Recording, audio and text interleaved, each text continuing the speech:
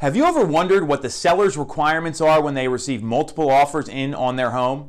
Are you curious as to what the listing agent is required to disclose when they're in a multiple bid situation?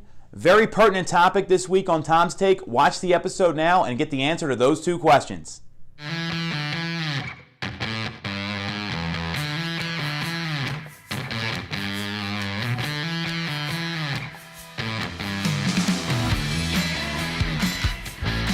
I'm Tom Toole. Welcome to Tom's Take. This week, very pertinent topic. What is the seller required to do when they receive multiple offers in on their home? One of the biggest issues I see in the real estate industry right now across the country is a lot of agents don't know what the contracts say.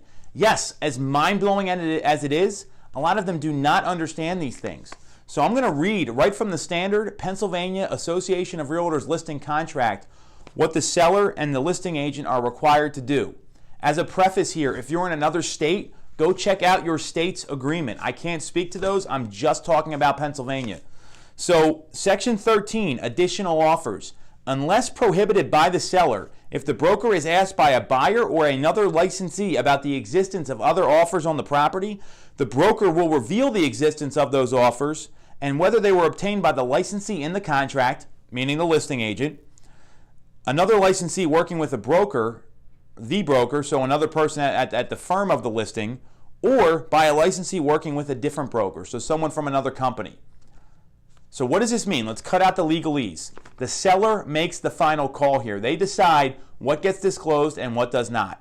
Secondly, the listing agent has to let people know, whether it's a buyer or another licensee, if it's the listing agent's offer, if it's another agent with their firm, or if it's another agent from another company, who wrote the offer, at least where they're coming from, not exactly who the agent is.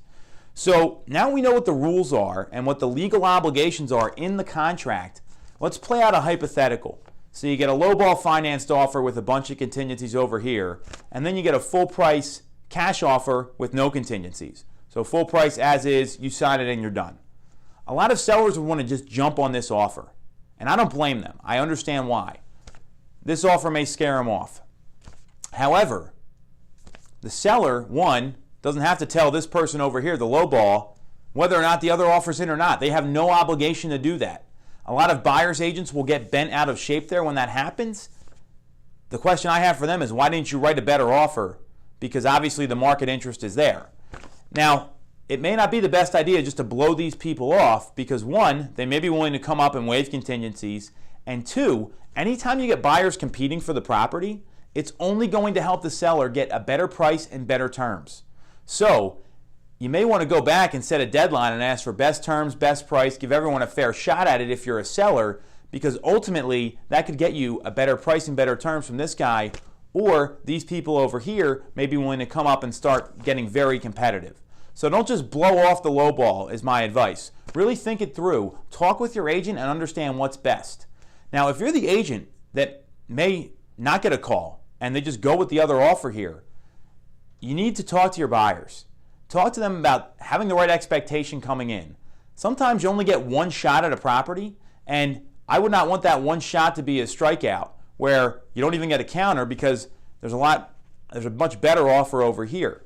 So it's very important to prepare your clients appropriately because the seller doesn't have to tell you anything. That is what the law says. So know that you may not get that call, hey, we got another offer. The seller may not want to do that. And there is no obligation for the seller to disclose because at the end of the day, it's about the client. That's who we serve. They set the rules, and we operate to get them the intended result and help them accomplish their goals. So if you got any question how Section 13 works in the listing contract in Pennsylvania, again, we're only in Pennsylvania here, or if you want to know what your rights are as a buyer if there's multiple offers, or you got any questions, ping us on social. We'll be back next week with another great piece of content to help you navigate this competitive market, and appreciate you tuning in. Thanks for watching Tom's Take.